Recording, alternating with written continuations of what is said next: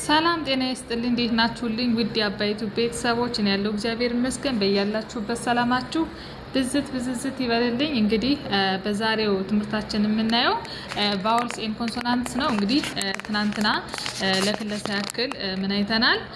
26ቱንም ሌተሮች ከኤስ ከዜድ ያሉትንም በካፒታልም በስሞልም አብረን አይተናል ማለት ነው። በካፒታል ማለት በምንድነው ብለን በትልቁ ማለት ነው ብለናል። በስሞል ደግሞ በትንሹ 26ቱንም ፊደሎች አብረን አንብበናል፣ አጥንተናል።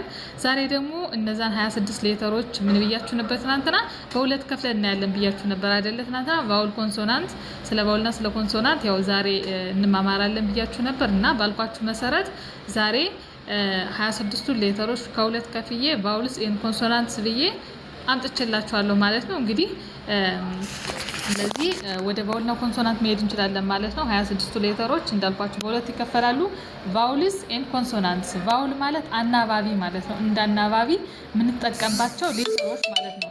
እነዚህ እንደ አናባቢ የምንጠቀምባቸው ሌተሮች ስንት ናቸው? 5 ናቸው። ይኸው በቁጥር አስቀምጬላችኋል። ይሄ ቫውልስ ይላል፣ በቅንፍ 5 ናቸው ቁጥራቸው። እሺ፣ ይሄ ግዴታ ማወቅ አለባችሁ ማለት ነው። ግዴታ ማወቅ ይጠበቅባችኋል። ስለዚህ 5 ናቸው ማለት ነው። ቫውሎቹ እንደምታዩቸው 5ቱ ቫውል ሌተሮች እነዚህ ናቸው። እነሱም ኤ፣ ኢ፣ አይ፣ ኦ፣ ዩ ናቸው ማለት ነው። እነዚህ አናባቢ ናቸው። እሺ፣ አናባቢ ወይንም ቫውል በአማርኛ አናባቢ፣ በእንግሊዘኛ ቫውልስ እንላቸዋለን። 5ቱ ከዛ 26 ሌተር ነበር አይደለ? 5 ስንቀንስ ከ26 ስንት ቀረ? 21 ቀረ። 21ዱ ደግሞ ኮንሶናንትስ ናቸው ማለት ነው። ኮንሶናንት ማለት ደግሞ ተነባቢ ነው፣ ዋና ተነባቢ። ኮንሶናንትስ የምንላቸው በእንግሊዘኛው ነው፣ በአማርኛው ተነባቢ ማለት ነው። እሺ፣ በአማርኛው 21 ናቸው። እነዚህ ደግሞ አሁንም ቁጥሩን በቅንፍ አስቀምጬላችኋለሁ ማለት ነው። ስለዚህ አብዛኛው ተነባቢ ወይም ኮንሶናንትስ ናቸው።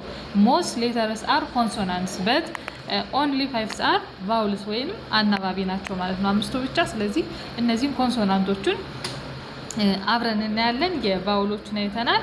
ኮንሶናንቶችን ደግሞ አብረን እንቁጠር። የመጀመሪያው ቢ፣ ከዛ ሲ፣ ዲ፣ ኤፍ፣ ጂ፣ ኤች፣ ጄ፣ ኬ፣ ኤል፣ ኤም፣ ኤን፣ ፒ፣ ኪው፣ አር፣ ኤስ፣ ቲ፣ ቪ፣ ደብሊው፣ ኤክስ፣ ዋይ፣ ዜድ። እነዚህ በሙሉ ምንድን ናቸው?